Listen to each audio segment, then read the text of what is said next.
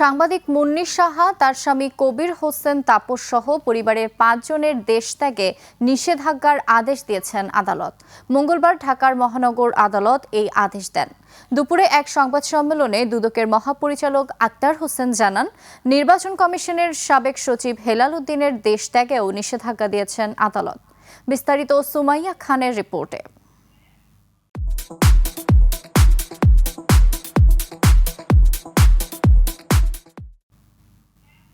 সাংবাদিক মুন্নী সাহা তার স্বামী কবির হোসেন তাপস ও পরিবারের সদস্যদের বিরুদ্ধে অবৈধ উপায়ে অর্থ উপার্জন এবং জ্ঞাত আয় বহির্ভূত সম্পদ অর্জন করেছেন। এই অভিযোগে দুদকের করা আবেদনের প্রেক্ষিতে মুন্নী সাহা তার স্বামী সহ পরিবারের ৫ জনের দেশ ত্যাগে নিষেধাজ্ঞা দিয়েছেন আদালত। দেশ ত্যাগে নিষেধাজ্ঞা দেওয়া হয়েছে নির্বাচন কমিশনের সাবেক সচিব হেলাল উদ্দিনকেও। এছাড়াও গোয়েন্দা সংস্থা ডিজিএফআই এর সাবেক মহাপরিচালক মেজর জেনারেল সাইফুল আলম ও তার স্ত্রী লুবানা আফরোজের নামে আশুলিয়ায় থাকা ৯তলা বাড়ি, পল্লবীতে একটি ফ্ল্যাট ও ২৩% জমি ক্রোকেরও আদেশ দিয়েছেন আদালত। একই সঙ্গে ৩টি ব্যাংক হিসাব ফ্রিজ করা হয়েছে।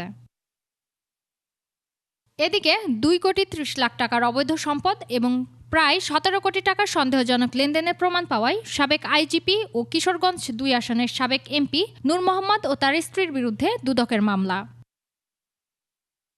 এছাড়াও জনতা ব্যাংকের ৮৫ কোটি টাকা আত্মসাতের অভিযোগে জনতা ব্যাংকের সাবেক ব্যবস্থাপনা পরিচালক আব্দুল সালাম আজাদ ও অ্যাননটেক্সের ইউনুস বাদল সহ ৮ জনের বিরুদ্ধে মামলা করেছে দুদক। জনাব মোহাম্মদ ইউনুস বাদল, চেয়ারম্যান ও ব্যবস্থাপনা পরিচালক অ্যাননটেক্স গ্রুপ, জনাব মোহাম্মদ আনোয়ার ইসলাম ফেরদৌস, এমডি এফটিনিটেক্স লিমিটেড ও জনাব আব্দুল সালাম আজাদ মোট ৬ জনের বিরুদ্ধে দণ্ডবিধির সংশ্লিষ্ট ধারা এবং দুর্নীতিপ্রতিরোধ আইন ১৯৪৭-এর ৫-২ ধারায় আরও একটি মামলা রুজুর সিদ্ধান্ত গৃহীত হয়েছে। সুমাইয়া খান, ২১ টেলিভিশন, ঢাকা।